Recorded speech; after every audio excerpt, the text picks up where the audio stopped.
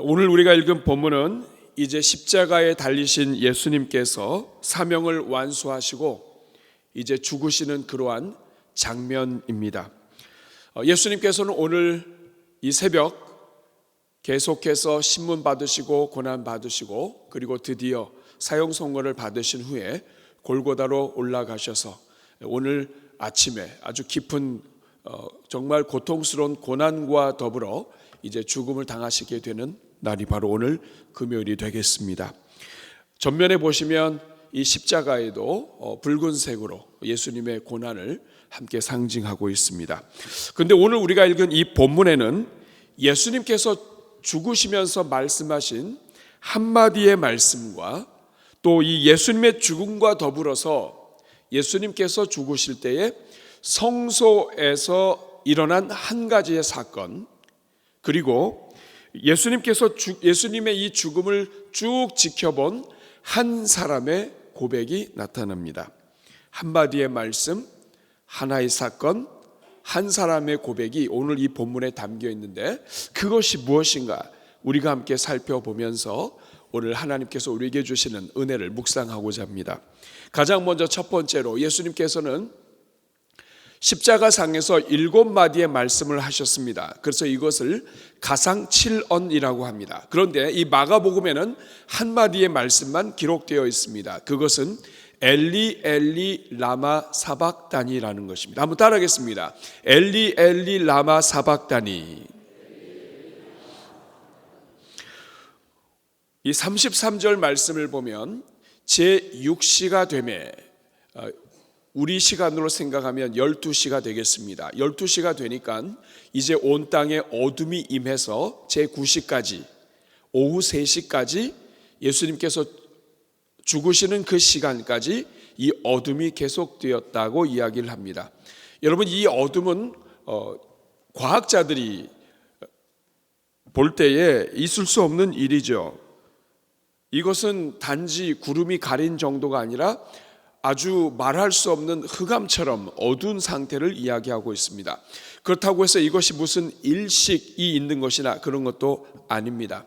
이것은 하나님 아버지의 마음을 표현하는 것이라고 할 수 있습니다. 죄가 심판받는 시간임을 알려주는 것이며, 독생자 예수 그리스도께서 이 십자가에서 이 고난 중에 있을 때에 하나님께서 이 모든 것들을 지켜보시면서 그리고 이 흑암으로 이 전체를 덮으시고 어떻게 보면 볼 수 없는 그런 마음, 또 죄를 심판하시는 그 어둠이 이 모든 것에 표현되었다 할 수 있겠습니다. 그리고 드디어 시간이 될 때에 34절 보니까 제9시에 예수께서 크게 소리 지르시되 엘리 엘리 라마 사박다니 하시니, 이를 번역하면 나의 하나님 나의 하나님 어찌하여 나를 버리셨나이까 하는 뜻이라 이렇게 기록되어 있습니다. 사랑하는 여러분, 이 말씀을 얼핏 보면 예수님께서 어떻게 좀 이렇게 이야기하실 수 있는가 생각이 들 수 있습니다. 더 좋은 말 하실 수 있는데 이렇게 하면 좀 영광이 안 되는 것처럼 보이고 좀 하나님한테 완전히 버림받은 느낌이 되고, 이 표현이 좀 하나님께 영광이 돌려지지 않는 느낌입니다. 나의 하나님 나의 하나님 어찌 나를 버리셨나이까. 그런데 여러분, 이 말씀은 이 고통이 얼마나 큰가 하는 것을 알려주는 이 말씀입니다. 어떻게 나를 버리실 수 있습니까? 어떻게 나를 이렇게 이 고통 가운데 내버려 두실 수 있습니까? 이 고통 가운데 있는 이 시간에 어떻게 하나님은 나에게 아무것도 하시지 않을 수가 있습니까? 이런 여러 가지들 고통 속에서 우리 주님이 외치시는 말씀입니다. 여러분, 찔려보신 적이 있나요? 아주 깊이 무엇인가에 찔릴 때에 이 몸 깊은 곳까지 그냥 묵직한 그러한 아픔이 밀려오게 됩니다. 근데 예수님은 손발 전체가 다 찢기시고 그리고 박히셨습니다. 이 고통은 말로 할 수가 없는 것이죠. 그런데 동시에 이 말씀은 예수님께서 성경을 이루시고 예언을 완성하시는 말씀이기도 합니다. 메시아 시편 가운데 시편 22편이 있습니다. 이 시편 22편은 다윗이 고통 중에 선포한 그러한 시편인 동시에 메시아에 대한 예언의 시편입니다. 이 시편 22편 1절부터 살펴보면 1절에 다윗이 이렇게 고백합니다. 내 하나님이여, 내 하나님이여, 어찌 나를 버리셨나이까? 어찌 나를 멀리하여 듣지 아니하시며 내 신음소리를 듣지 아니하시나이까? 나를 멀리하여 돕지 않으시고 내 신음소리를 듣지 아니하십니까? 나의 하나님, 나의 하나님, 어찌하여 나를 버리시나이까? 다윗이 고통 중에 고백한 하나님 앞에서의 애통함과 아픔을 호소한 것인데, 이 시편은 장차 오실 예수 그리스도께서 이런 고통 가운데 있게 될 것을 예언한 시편입니다. 특별히 6절 말씀, 이 시편 22편의 6절 말씀을 보면 나는 벌레요 사람이 아니라 사람의 비방거리요 백성의 조롱거리니이다.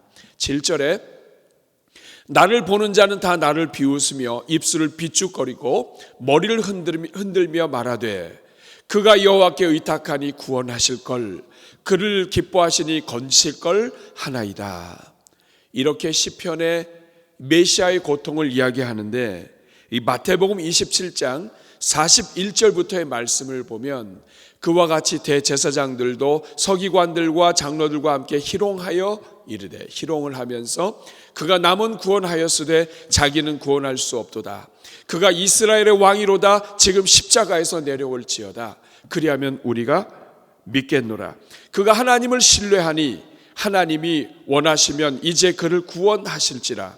그의 말이 나는 하나님의 아들이라 하였도다 하며, 이렇게 조롱하고 하는 이 내용, 시편의 말씀 그대로 이 십자가 아래에서 이루어지고 있었습니다. 누가복음 23장 35절에서 37절도 마찬가지입니다. 백성은 서서 구경하는데 관리들은 비웃어 이르되 저가 남을 구원하였으니 만일 하나님의 택하신 자 그리스도이면 자신도 구원할지어다. 36절에 군인들도 희롱하면서 나와 신포도주를 주며 이르되 네가 만일 유대인의 왕이면 네가 너를 구원하라. 사랑하는 여러분, 예수님은 고통 중에서 소리를 지르셨지만 예수님께서 지르시는 이 고통 중의 소리 하나하나는 구약에 예언된 메시아에 대해서 기록된 말씀들을 하나하나 이루시는 말씀이셨습니다. 예수님께서는 그 고통 중에서도 하나님의 뜻을 이루어 가시는 것입니다. 그리고 또한 예수님께서 나의 하나님, 나의 하나님, 어찌하여 나를 버리시나이까? 엘리 엘리 라마 사박다니, 이 말씀은 우리가 듣기에는 고통 중에 있고 하나님께 영광을 돌리지 않는 것 같지만 사실은 하나님께 영광 돌리는 말씀입니다. 예언을 이루기 때문에도 영광이 되지만 더 중요한 것은 하나님의 사랑을 표현하는 말이기 때문에 그렇습니다. 여러분, 무슨 뜻입니까? 나의 하나님, 나의 하나님, 어찌하여 나를 버리셨나이까? 이 말 속에는 어떤 의미가 숨어 있습니까? 오늘 예수님께서 이 고통 중에 이 말씀을 하시고 죽으셨을 때, 이 고통 중에서 이 말을 하신 것을 우리가 오늘 들을 때, 오늘 우리는 어떤 느낌을 갖게 됩니까? 예수님이 이렇게 말씀하시는 것입니다. 하나님, 하나님, 어떻게 나를 버릴 수 있습니까? 어떻게 이 아들을 버릴 수 있습니까? 아니, 세상에 어느 누가 아들을 이렇게 버리면서 남을 구원합니까? 다른 사람을 구원합니까? 이런 말씀이죠. 이 말씀은 바로 이런 뜻입니다. 하나님, 바로 그것이었습니까? 하나님, 바로 그것이었습니까? 나를 버릴 정도로 그렇게 그들을 사랑하셨습니까? 이 아들을 버릴 정도로 하나님께서 그렇게 인생들을 사랑하셨습니까? 여러분, 이 말씀은 요한복음 3장 16절이 생각나게 합니다. 하나님이 세상을 이처럼 사랑하사 독생자를 주셨으니 이는 그를 믿는 자마다 멸망하지 않고 영생을 얻게 하려 하심이라. 하나님이 세상을 이처럼 사랑하사. 하나님 그렇게 사랑하셨습니까?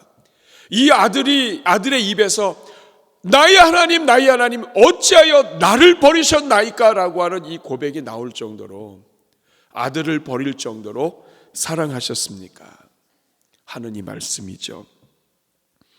이처럼 사랑하사, 이 말은 하늘만큼 땅만큼 이렇게도 표현할 수 있지만, 하나님이 세상을 이처럼 사랑하사, 이것은 아들을 보내실 정도로, 아들을 그냥 내버려 두실 수가 없는 정도로, 심지어는 그 아들을 이 땅에 육체로 보내서 고생하게 할 정도로, 십자가 고난을 지나게 할 정도로, 그리고 결국에는 그 아들을 죽일 정도로 사랑하셨습니까 하는 이 고백이 되는 것입니다.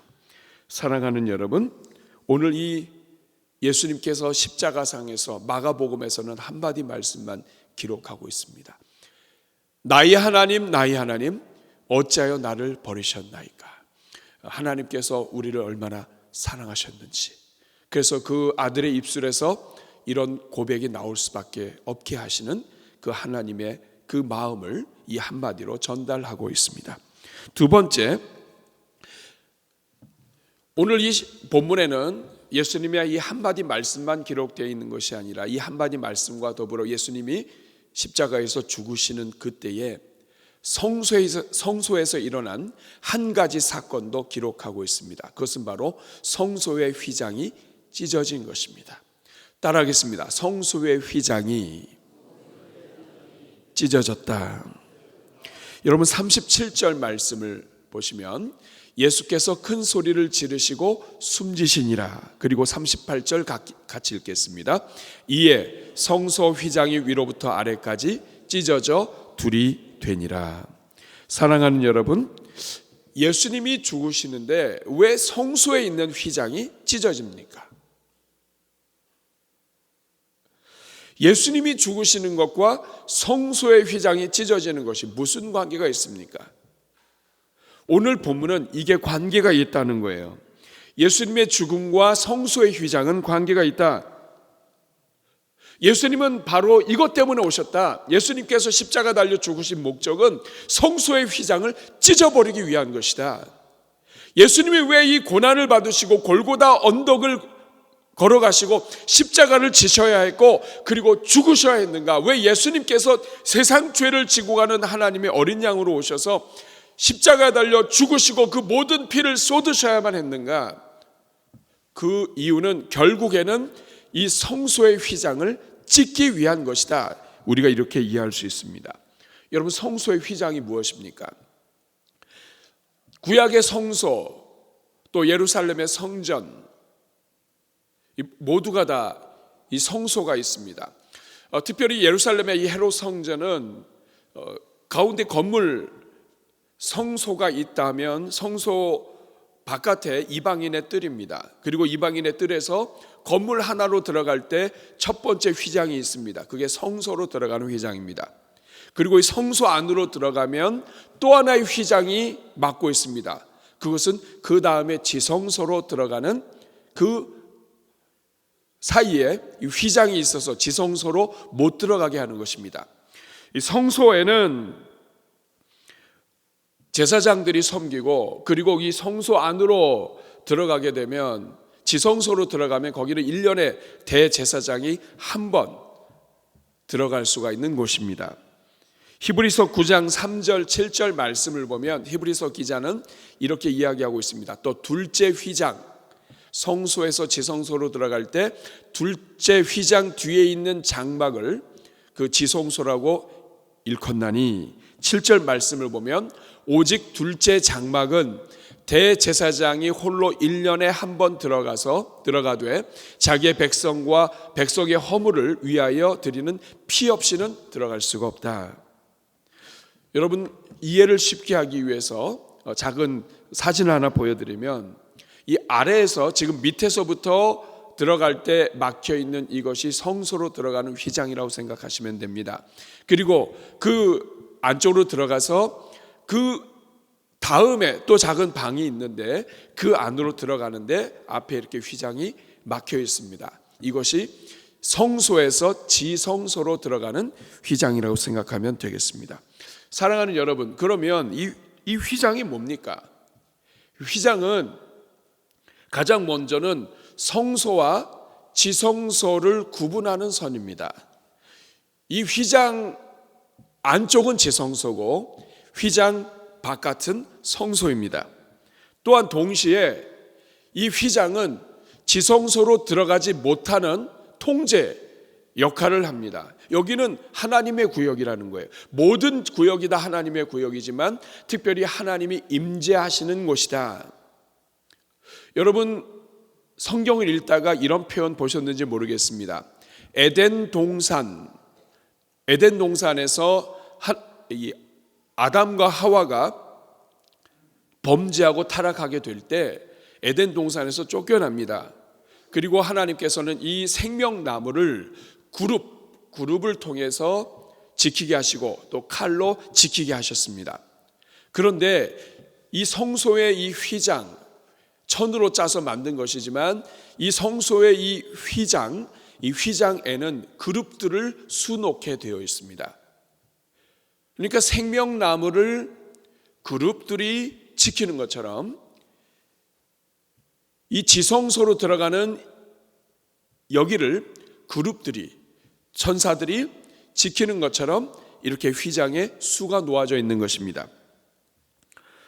그런데 이것이 얼마나 견고하고 또 튼튼하게 만들었는지, 구약시대에 우리 출애굽기에 나오는 이 모든 것들은 이 천으로 만든 그러한 이 휘장이었지만 나중에 이 요세푸스의 이야기를 보면 헤롯 성전은 이것을 굉장히 크게 만들었습니다.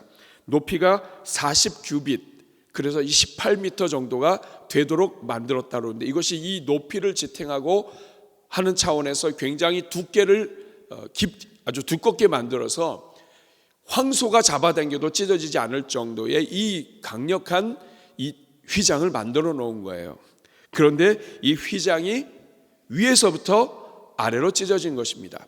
그러니까 휘장은 성소와 지성소를 구분하는 경계선이자 통제하지 못하게 하는 것이고, 그리고 또 하나 가장 중요한 것이 있습니다. 이 휘장이 무엇인가? 이 휘장은 히브리서 10장 19절에 이것이 무엇인가를 알려주고 있습니다. 19절 20절 같이 읽겠습니다. 그러므로 형제들아, 우리가 예수의 피를 힘입어 성소에 들어갈 담력을 얻었나니 그 길은 우리를 위하여 휘장 가운데로 열어놓으신 새로운 살 길이요. 휘장은 곧, 휘장이 무엇이라고요? 그의 육체다. 누구의 육체라는 겁니까? 예수 그리스도의 육체다. 그러니까 성소에서 지성소로 들어가는 것은 못 들어갑니다. 이것은 대제사장만 1년에 속죄의 피를 가지고 들어갈 수 있는 거예요. 그런데 이 성소에서 지성소로 들어가는 그 사이에 이 휘장이 있는데 히브리서 기자는 이 휘장이 예수 그리스도라고 이야기합니다. 성소에서 지성소로 들어갈 때 예수 그리스도께서 계시다. 예수 그리스도를 통과하지 않으면 지성소로 못 간다. 예수 그리스도를 찢으심을 통해서 지성소로 들어갈 수 있게 되었다 하는 그런 의미입니다. 이것은 예수님을 믿는 모든 사람들이 지성소에 계신 하나님을 향해서 갈 수 있게 되었다 하는 것을 이야기합니다.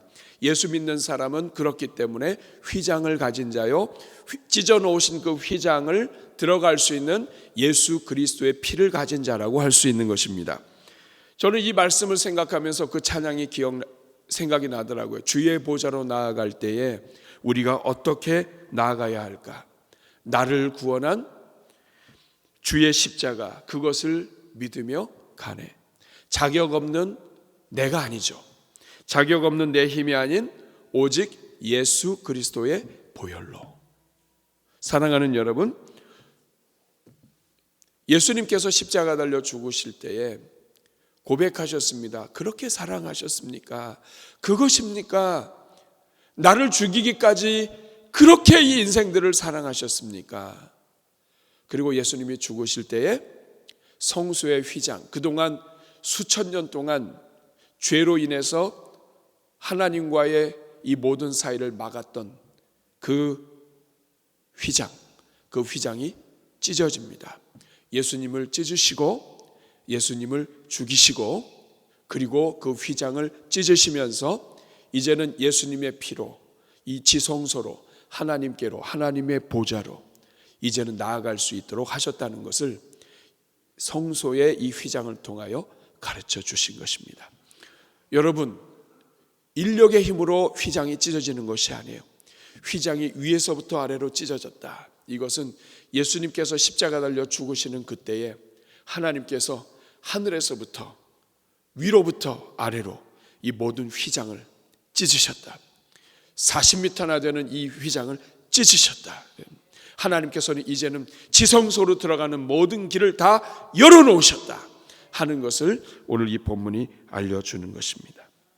그리고 오늘 이 본문에는 세 번째로 한 사람의 고백이 나옵니다. 예수님의 한마디 말씀과 그리고 성소에서 일어난 한 가지 사건, 그리고 한 사람의 고백이 나오는데 그것은 바로 백부장의 고백입니다. 진실로 하나님의 아들이었도다. 한번 따라하겠습니다. 진실로 하나님의 아들이었도다. 39절 같이 읽겠습니다. 시작. 예수를 향하여 섰던 백부장이 그렇게 숨지심을 보고 이르되 이 사람은 진실로 하나님의 아들이었도다 하더라. 여러분, 백부장은 성경에 자주 나오는 로마의 장교죠. 100명을 다스릴 수 있는 장교입니다. 지휘관입니다. 로마의 이 백부장, 여기 십자가 밑에 있던 이 백부장은 십자가형 전체를 주관했던 지휘자라고 할 수가 있습니다. 십자가를 지기 전에 예수님을 고문하고 그리고 십자가에 달고 못을 박는 이 모든 과정 전에 십자가를 짊어지고 이동하는 순간부터 함께했던 사람입니다. 구레네 시몬에게 십자가를 넘겨줄 때도 이 백부장의 허락과 또 지시가 없으면 안 되는 것이죠. 어떻게 보면 구레네 시몬에게 예수님의 십자가를 지도록 허락한 사람이 또 말한 사람이 백부장일 수도 있겠습니다. 아무나 이렇게 막 네가 저 이렇게 못하겠죠. 지휘관이 했을 것입니다. 또 십자가에 못 박는 순간, 달리는 순간, 그리고 이 달려서 사람들이 창으로 찌르고 막 욕을 하고 심지어는 강도 둘이 다 욕하는 장면, 모든 것을 하나부터 열까지 다 본 사람입니다. 그런데 이 모든 것을 지켜보던 이 백부장이 예수님이 죽으시는 그 다음, 예수님께서 죽으신 다음 이 백부장의 입술이 열렸습니다. 그는 진실로 하나님의 아들이었도다. 사랑하는 여러분, 어떻게 이 백부장이 예수님의 이 모든 과정을 보면서 이런 고백을 할 수 있었을까요? 분명히 백부장이 처음에 예수님을 잘 몰랐던 사람이었다면 이 예수님은 그저 한 죄인이었을 겁니다. 십자가에 달리는 여러 강도들과 함께 늘 자기가 십자가형을 했던 이 십자가형의 전문가일 수도 있겠지요. 그런데 이 백부장이 예수님을 처음부터 지켜본 결과 뭔가 느낀 게 있는 겁니다. 처음에는 그저 한 죄인이었는데 한 과정들을 보면서 이 죄인이 아닌 거예요. 부드러우셨고 사람들이 어떤 욕을 해도 일절 말을 하지 않으셨고 뭐라고 말할 수는 없지만 분명히 십자가에 달리는 죄인으로 오셨지만 뭔가 다른 영적인 권세와 위엄을 느꼈다는 거예요. 사랑하는 여러분, 어떤 내용들이 무엇이 이 백부장으로 하여금 예수님이 하나님의 아들이었음을 고백하게 만들었을까요? 모든 고통 속에서 예수님이 하시는 말씀을 들었을 겁니다. 아버지여 저들의 죄를 용서해 주십시오. 저들이 하는 것을 알지 못합니다. 십자가형을 하면서 한 번도 듣지 못한 말이었을 거예요. 강도들까지도 욕을 했었습니다. 그런데 한편 강도가 이야기합니다. 당신의 나라에 들어갈 때 나를 기억해 주십시오. 네가 오늘 나와 함께 하나님의 나라에, 아버지의 나라에 함께 있을 것이다. 이 모든 말들 하나하나를 이 백부장은 다 지켜보았습니다. 그러면서 어느 순간에는 전율을 느꼈을 거예요. 내가 이 십자가형을 잘못한 것이 아닌가. 어느 한순간부터는 이 마음 깊은 곳에서부터 떨림과 진동이 있었을 겁니다. 이분은 다른 분이다. 흑암이 가득하고 어둠이 임하고 한 사람의 이 처형하는 데 있어서 이런 어둠과 이 모든 것들을 다 경험하면서 그의 속에서 경외감이 일어난 것입니다. 두려움이 임한 것입니다. 자기의 목숨을 구걸하지도 않았고 오히려 자기의 목숨을 내어주는 그러한 모습, 이 모든 것들 속에서 하나님이 계시구나. 이분은 하나님의 아들이었구나. 이분은 오신 이유가 있겠구나. 이분은 죽으시는 마지막 순간에도 사람들을 사랑하시는구나. 이러한 여러 가지들을 느낀 거예요. 그리고 그 결과 예수님이 죽으신 다음에 드디어 입이 열렸습니다. 이 사람은 진실로 하나님의 아들이었도다. 이 사람은 진실로 하나님의 아들이었도다. 여러분, 이거 어디서 많이 들은 것 같지 않아요? 당신은 하나님의 아들이십니다. 베드로가 고백한 말이죠. 주는 그리스도시요 살아계신 하나님의 아들이시니이다. 여러분, 이 백부장이 이 고백을 했습니다. 그는 진실로 하나님의 아들이었도다. 사랑하는 여러분, 이 백부장은 예수님께서 십자가를 지시는 동안에 여러 사람에게 은혜를 베푸셨죠. 구레네 시몬은 나중에 큰 집안이 복을 받습니다. 한편 강도가 구원을 얻었습니다. 그 전에 바라바도 예수님 때문에 구원을 받습니다. 그리고 예수님이 죽으시자마자 또 한 사람이 그 인생의 빛을 경험합니다. 예수님은 가시는 곳마다 생명의 역사를 일으키신 것입니다. 사랑하는 여러분, 저는 오늘 오늘 본문에 나와 있는 세 가지를 함께 보았습니다. 예수님의 한마디의 말씀과 예수님의 죽음과 더불어 성소에서 일어난 한 가지 사건, 그리고 예수님의 죽음을 지켜본 한 사람의 고백을 함께 보았습니다. 그러면 오늘 이렇게 예수님의 이 십자가에 죽으시는 이 과정 속에서 하나님이 오늘 우리에게 주시는 메시지가 무엇입니까? 여러 가지가 있지만 두 가지만 여러분들과 함께 나누려고 합니다. 첫 번째는 하나님은 자기의 자리를 끝까지 지키는 사람들을 통해 영광 받으신다는 것입니다. 오늘 제가 이 앞에 세 가지에선 얘기하지 않았지만 이 세 가지가 진행되는 모든 과정 속에서 묵묵하게 자리를 지킨 사람들이 있습니다. 40절을 보면 멀리서 바라보는 여자들도 있었고 그 중에는 막달라 마리아와 또 작은 야고보와 요새의 어머니 마리아와 그리고 살로메가 있었습니다. 그리고 41절에 보면 이들은 예수께서 갈릴리에 계실 때에 따르며 섬기던 자들이요 또 이 외에 예수와 함께 예루살렘에 올라온 여자들도 많이 있더라. 우리가 알고 있는 여인들 마리아뿐만 아니라 수많은 여인들이 지금 끝까지 함께하고 있었다는 거예요. 여러분, 저는 이 모습이 백부장으로 하여금 그 입술에 그는 진실로 하나님의 아들이었도다라고 하는 이 고백에 조연으로 출연한 여인들이 바로 이 사람들이라고 저는 생각합니다. 여러분, 백부장은 계속 지켜보았습니다. 하나님의 아들이었도다. 그런데 그 배경에는 이 여인들의 역할도 있었습니다. 경건해 보이고 정말 진실해 보이는 순수한 믿음을 가진 귀한 여인들이 십자가 밑에서 함께 울고 있었습니다. 여러분, 어느 강도 어느 누구든지 이 십자가형은 흉악한 형입니다. 저주입니다. 그런데 이 저주의 이 모든 순간 밑에, 예수님 밑에는 여인들이 있었는데 이 여인들의 진실한 믿음과 염려와 사랑과 고백이 이 백부장을 더욱더 흔들었을 겁니다. 이분은 일반 강도가 아닌 겁니다. 이분은 죄인이 아닌 겁니다. 이렇게까지 사람들에게 영향을 미치고 십자가 밑에 있도록 할 수 있는 사람, 이분은 보통뿐이 아닌 겁니다.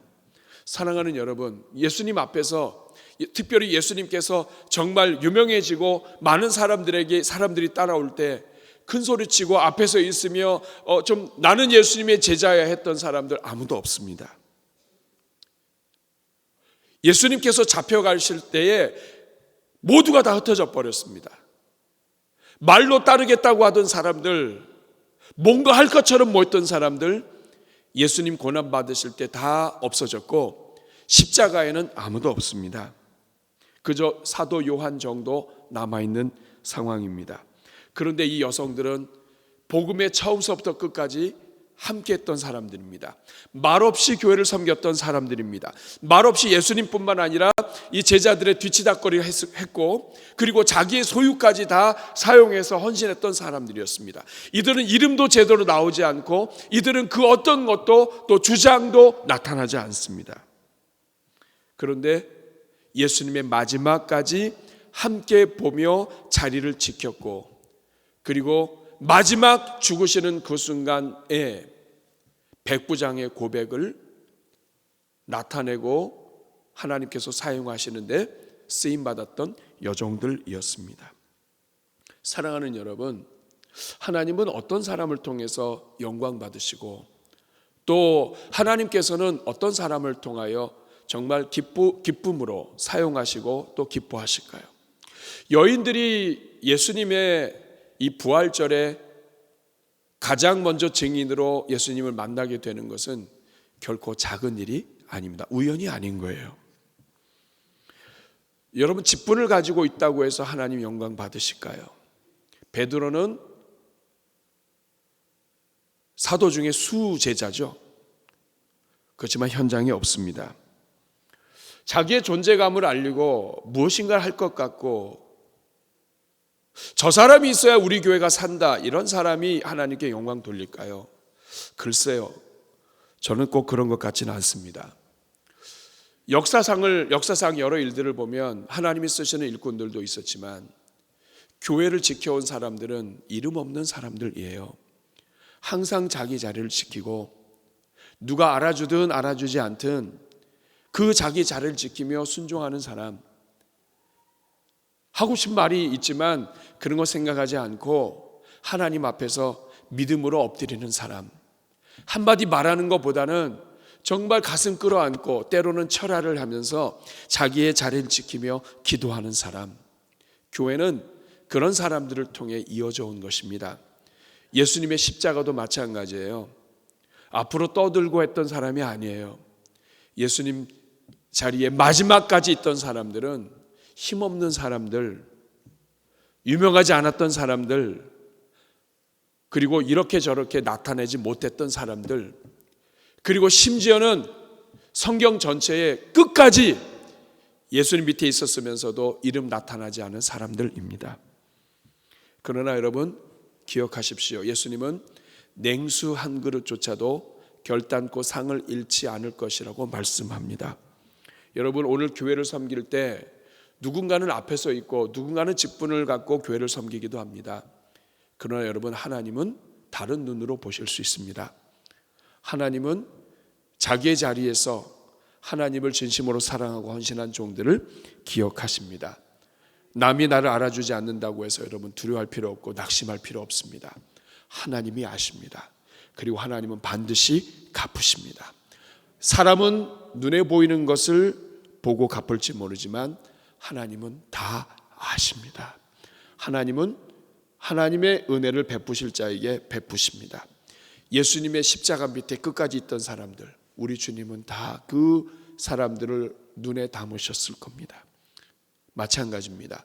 오늘 주님의 교회를 섬기며 말없이 이 자리를 지키고 오늘도 주님 앞에 깨어 기도하는 여러분, 우리 주님이 다 여러분을 마음에 새기시고 여러분들에게 은혜 베푸실 줄로 믿습니다. 두 번째, 오늘 본문을 통해서 우리가 한 가지 더 묵상할 것은 길이 되어주는 사람이 되어야 한다는 것입니다.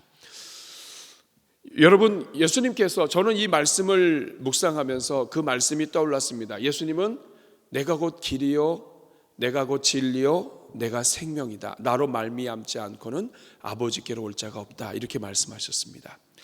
우리가 보통 생각하면 내가 길이다 할 때 예수님이 길이죠. 이 말은 무슨 뜻입니까? 예수님을 따라가야 길이 나온다는 뜻이 되겠죠.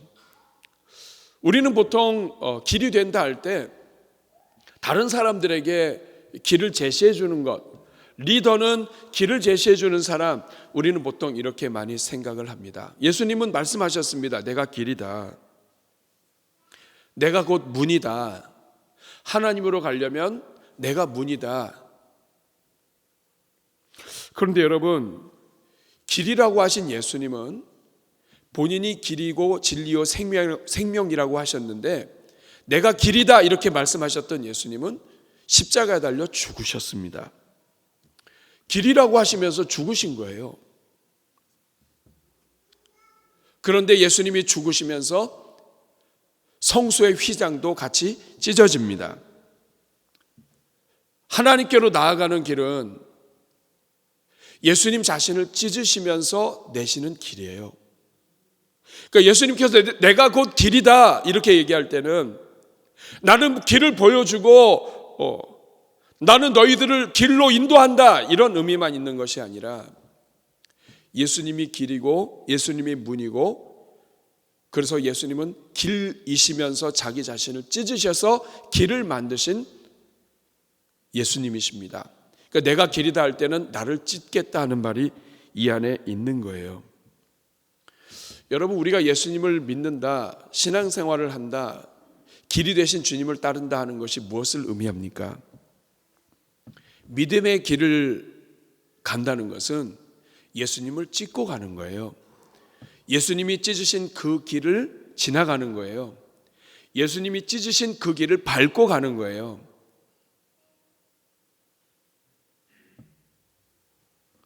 하나님의 자녀들이 길이 된다, 길 되신 주님을 따른다, 이것은 단지 사람들에게 예수님을 믿으면 구원받습니다, 생명의 길이 여기 있습니다, 이렇게 이야기하는 것만이 길이 아니에요.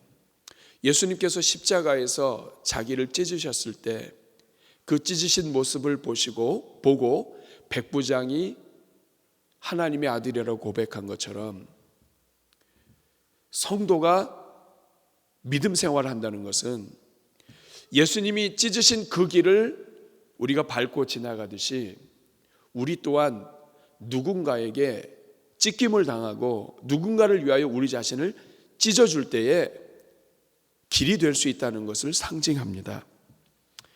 길이 되어준다, 자신이 길이 된다, 이것은 길이 되기 위해서 자신이 진흙덩이 위에 자신이 진흙을 덮고 있는 것을 이야기합니다.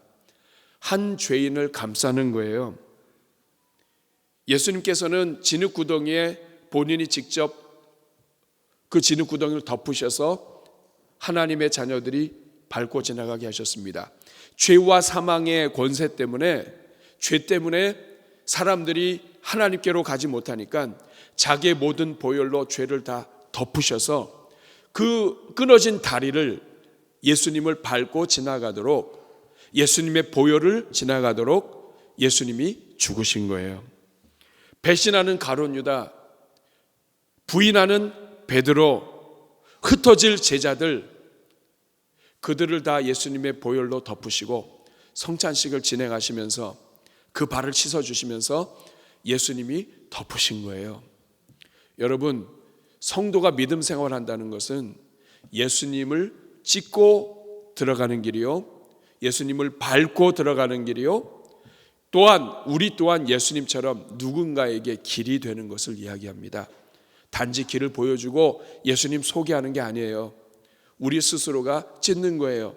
우리 스스로가 덮는 거예요.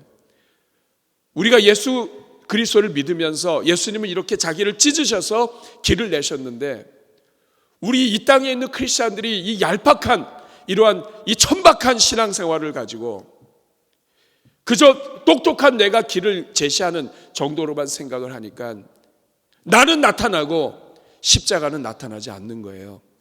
길을 만든다는 것은, 예수님을 따라 길을 간다는 것은 우리 또한 우리 자신을 찢어서 덮는 것을 이야기합니다. 나태주라고 하는 분이 먼 길이라고 하는 시를 썼는데, 이 시에 간단하게나마 길이를 만든다는 것이 무엇인가를 느낄 수가 있었습니다. 이렇게 길지도 않아요. 함께 가자 먼 길, 너와 함께라면 멀어도 가깝고 아름답지 않아도 아름다운 길, 나도 그 길 위에서 나무가 되고 너를 위해 착한 바람이 되고 싶다. 우리가 걸어가는 길, 인생길이지만 때로는 길이 끊겼을 때에는 나무가 되고요. 서 있는 나무뿐이겠습니까? 부모가 자식을 사랑하면 부모가 자식을 사랑하면서 그냥 길만 보여주겠습니까? 자기를 찢고 마음을 찢고 때로는 정말 견딜 수 없는 고통을 찢고, 자식이 부모를 이해하지 못할 때에도 그 자식을 끌어안고, 자식이 아플 때에는 부모가 아픈 것처럼, 이것이 부모의 마음이죠. 하나님은 오죽하시겠습니까? 예수님께서 길이 되셨다, 내가 곧 길이다 할 때는 그저 단순히 쉽게 생각하는 예수님을 따라가야 길이 된다는 의미가 아니에요. 예수님은 길을 만들기 위해서 자기를 찢으시고 자기를 희생하시고 자기의 살과 피를 아낌없이 다 주셔서 길을 만드신다는 거예요. 그리고 그 예수님을 따라가고 예수님의 제자가 된다는 것은 우리 또한 우리를 찢어서 다른 사람의 길이 된다는 걸 이야기합니다. 여러분, 우리가 신앙생활 하다 보면 견딜 수 없을 때가 있습니다. 정말 우리를 이해하지 못하는 사람 만날 수 있습니다. 우리가 누군가를 전도하고 또 누군가를 그리스도의 은혜로 인도할 때에 한 사람의 자녀가 성장할 때까지는 많은 어려움이 있습니다. 그러나 때로는 나무가 되고 때로는 그늘이 되고 때로는 바람이 되어주고 때로는 그 끊어진 길 위에 우리가 엎드려서 우리가 그 길을 우리를 밟고 주님을 만날 수 있도록, 하나님께로 갈 수 있도록 우리가 그 길로 쓰임 받는다면 그것만큼 유익하고 감사한 일이 어디 있겠습니까? 사랑하는 여러분, 신앙생활하는 동안에 어려운 일 있으십니까? 누군가를 전도하고 또 키우고 영적으로 세우고 또 목장에서 성도들이 서로 생활하는데 찢어지는 일들 많습니까? 예, 그건 당연한 일입니다. 예수님께서 길이 되기 위해서는 찢어지는 것이 당연함을 우리에게 알려주십니다. 여러분, 이 길, 그러나 포기할 수 없는 길입니다. 예수님께서 자기를 찢으셨기 때문에 예수님 하나님 보좌로 갈 수 있게 하신 것처럼 오늘 우리가 누군가가 찢어야만, 부모가 찢어야만 자식이 성장하는 것처럼 누군가가 찢어져야만 하나님의 자녀들이 믿음 안에서 성장할 수 있는 것입니다. 자기를 죽이고 자기를 찢는 것을 피한다면 그것은 지도자가 아닙니다. 그것은 하나님의 일꾼이 아니요 제자가 아닙니다. 제자는 예수님이 자기를 찢으셔서 길을 내신 것처럼 우리 자신을 찢어서 길을 내어 다른 영혼들을 살리는 것, 이것이 예수 그리스도의 제자입니다. 이것이 교회이고 이것이 성도입니다. 교회는 하나님이 우리에게 주신 것을 찢어서 이 땅에 있는 세상에 있는 사람들에게 그리스도께로 인도하는 하나님의 백성들입니다. 내 것을 찢지 않고 하나님의 자녀로 인도할 수 있는 것, 그것은 억지입니다. 그렇게 될 수 없습니다. 우리의 믿음의 선조들이 자기를 찢었기 때문에 이런 은혜를 우리에게 남긴 것입니다. 저는 여러분, 이번 고난주간을 지나면서 자기를 찢으셔서 성소의 휘장을 찢으셔서 하나님께로 과감하게 인도하도록 그 길을 밟고 지나가도록 하신 주님처럼 우리 또한 우리를 찢어 주님 앞에 드릴 수 있는 그 은혜가 열리기를 주님의 이름으로 축복합니다. 우리 같이 찬양하겠습니다. 아까 말씀드렸던 주의 보좌로 나아갈 때에 우리 찬양팀 앞에 나오시고 같이 찬양하겠습니다. 찬양하고 같이 기도하도록 하겠습니다. 주의 보좌로 나아갈 때 어떻게 나가야 할까?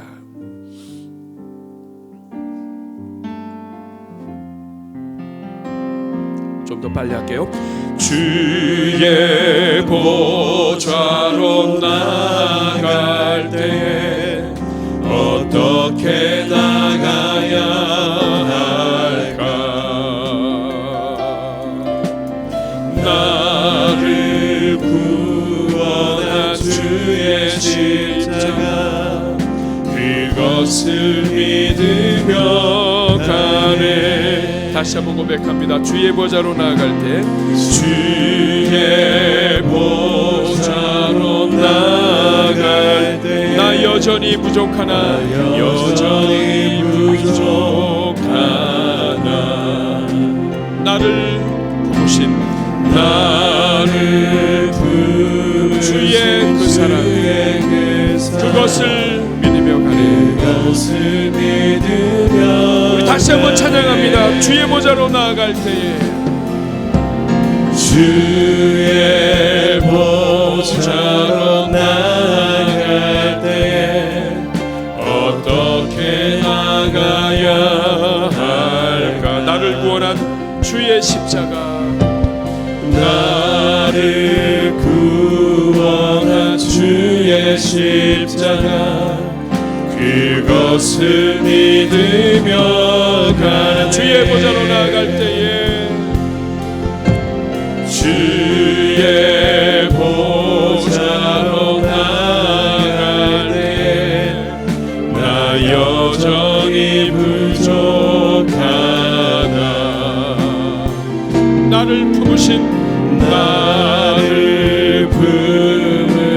주의 그 사랑 그것을 믿으며 가네. 자격 없는 내 힘이 아닌 자격 없는 내 힘이 아닌 오직 예수님의 보혈로 오직 예수님의 보혈로 자격 없는 내 힘이 아닌 자격 없는 내 힘이 아닌 오직 예수님의 보혈로 오직 예수님의 보혈로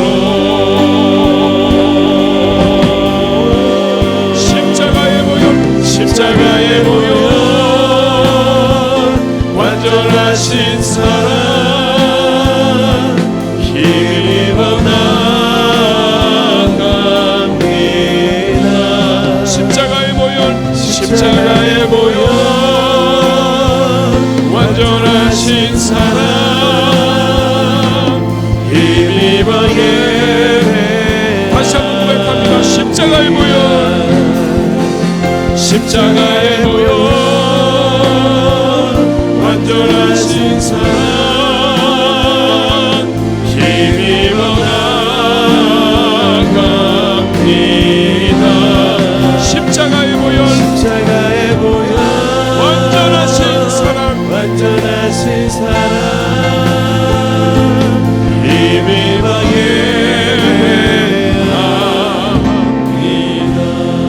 여러분 가슴에 손을 꼭 기도하겠습니다. 사랑하는 여러분, 하나님이 여러분을 얼마나 사랑하시는지 아십니까? 하나님이 세상을 이처럼 사랑하사 아들을 죽이시기까지 아들의 입술에서 나의 하나님 어찌하여 나를 버리셨나이까 고백이 나올 정도로 탄식이 나올 정도로 우리를 사랑하셨습니다. 여러분, 하나님은 여러분을 사랑하십니다. 그 하나님의 사랑을 의심했다면 여러분 이 시간 주님 앞에 용서를 구하고 하나님 나를 이렇게 사랑하신 주님 감사합니다 주님 앞에 고백하는 새벽 되기를 바랍니다. 또한 예수님께 하나님께 영광 돌리며 그 모든 자리를 끝까지 지키며 하나님께 감사를 고백했던 사람들, 신앙을 지켰던 사람들은 유명한 사람들이 아니었습니다. 인정받은 사람들이 아니었습니다. 그러나 그들로 인하여 변화가 일어났고 또 그들 때문에 백부장도 고백하게 됩니다. 여러분, 이 시간 고백하실 때 하나님, 누가 알아주든 알아주지 않든 저는 저의 길을 믿음 안에서 정말 종으로 달려가겠습니다. 우리 주님 앞에 고백할 수 있기를 바라고, 혹시라도 교회를 열심히 섬겼는데 누군가 알아주지 않은 것이 여러분들에게 상처가 된다면 오늘 주님께서 여러분을 위로해 주실 줄로 믿습니다. 그리고 한 가지 더 기도하면, 여러분, 예수님은 자기 자신을 찢으시고 자기 자신이 길이 되셨습니다. 누군가의 길이 된다는 것은 자기가 죽지 않고는 되지 않습니다. 남에게 죽으라고 하면서 길로 가려면 네가 죽어야 한다고 하는 것이 세상의 일입니다. 그러나 예수님은 길을 만들기 위해서 자신이 죽으십니다. 자신이 죽는다는 것은 자기가 길이 되어 엎드린다는 뜻입니다. 자기가 나타나지 않는다는 것입니다. 사랑하는 여러분, 우리 여러분들이 신앙생활하면서 경험하는 고통들, 고난들, 이거 다 하나님이 아십니다. 하나님은 지금도 예수님처럼 누군가의 길이 되어주는 사람을 찾고 계십니다. 저는 여러분들이 오늘 이 새벽에 오늘 말씀을 붙잡고 기도할 때 하나님이 기도의 문 열어주시고 은혜의 문 열어주시고 감사와 찬송과 회개가 주 안에서 열리게 되기를 간절히 소원합니다. 이 시간 오늘 말씀을 붙잡고 회개하며 간구할 때 저를 따라해 주시기 바랍니다. 주여 은혜를 주옵소서. 주여 은혜를 주옵소서. 우리 주여 두 번 부르고 기도하겠습니다. 주여, 주여. 은혜로우시고 자비로우신 아버지 하나님, 주여 은혜를 더하여 주시고 붙잡아 주시며 하나님이 함께하여 주시고 성령과 은혜로 충만하여 주시며 하나님이여 붙잡아 주시옵소서.